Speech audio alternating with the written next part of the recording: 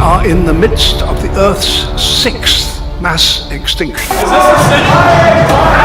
The result of days of heavy rain in Indonesia, where they're facing those massive fires. There's an international standoff happening right now. Get to the latest on the coronavirus pandemic as we start this morning. Proud Boys, stand back and stand by.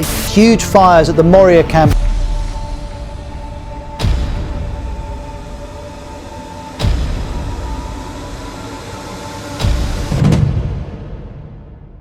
Another potential coronavirus vaccine is showing very promising results. Swiss Parliament has approved same-sex marriage. This is Democracy's Day. Demanding the resignation of President Alexander Lukashenko. What happens next is up to every one of us.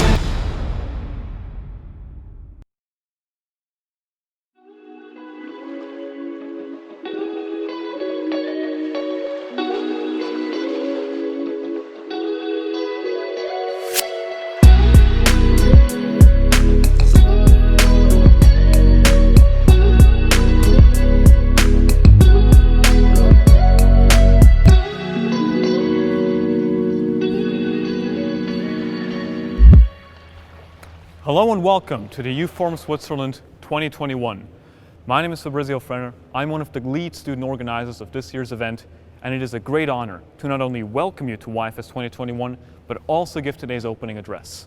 YFS was created by students for students. We realized that now is the time where we get to shape the future. So we wanted to create a forum for today's youth where we could have our voices heard. Our vision is best summed up by 3 words: explore, connect, and inspire. Over the past 4 years, we've explored relevant issues such as climate change and equality, connected youth with the world's leading change makers such as Scott Weber, J.D. Punzal, and Dr. Ellie Barnes. And we've inspired you, the leaders of tomorrow's world, to take action. For the first time in our event's history, we're holding a virtual youth forum.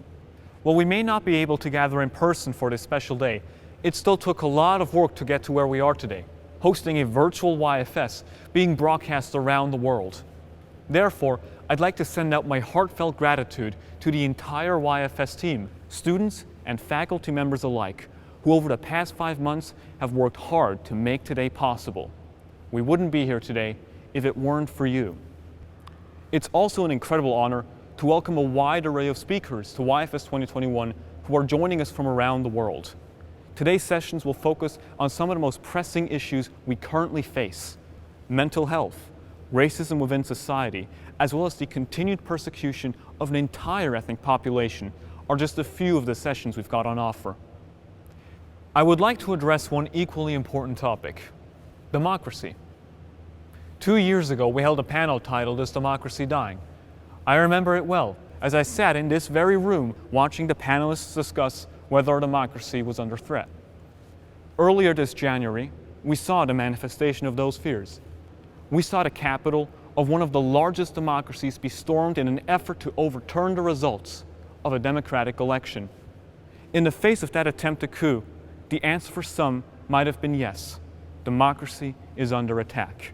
I would like to implore those watching today, for you are the leaders of tomorrow's world. There is no higher duty or imperative than to stand up to those attempting to tear down our democracy, even if they hold some of the most powerful offices in the world. Today's sessions provide a unique opportunity to inspire you to take action, but that does not mean that our focus should shift away from these important topics after today is done, because persistent action is needed to ensure that the concerns highlighted today are solved. A lot can be achieved, both at a local and international level.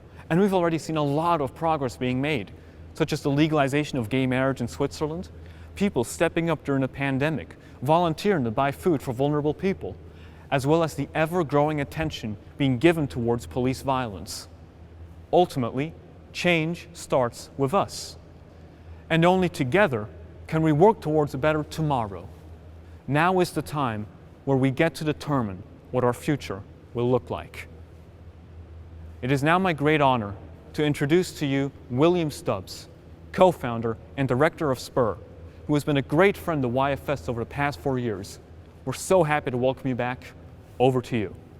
Hello, g'day, welcome to YFS 2021. It is my absolute honour and delight to welcome you all to this year's event. It is one of my absolute favourite events that I've been a part of every time that I've experienced it. Every time I've spoken with any of the team or the attendees at YFS, I always leave feeling inspired and hopeful. It is my chicken soup for the soul that I get to have the last couple of years. Unfortunately, I'm not there with you this year, which is kind of a bummer, but I hope everybody is safe and well and looking forward to a wonderful, I've no doubt, event this year. It reminds me a lot of my granddad, actually, who passed away a couple of years ago. He was about 97 and he lived all around the world. And he told me a number of times about when he was working in Samoa on an Air Force base, and he was managing the logistics of this Air Force base. He kind of, anything that went wrong, he was in charge of. And one day he was told to go pick up a nurse that was arriving to the Air Force base. She was landing on a seaplane. He had to go get her and bring her to the base so she gets settled in. He went to visit her. He picked her up from that plane, and he said the moment he met her, he was going to marry her. And he was right. Not too long later, they got married, and they had a few kids, including my dad, who eventually had me. And the lesson from that story for me, and I think most of my family, is there's never a good time for anything.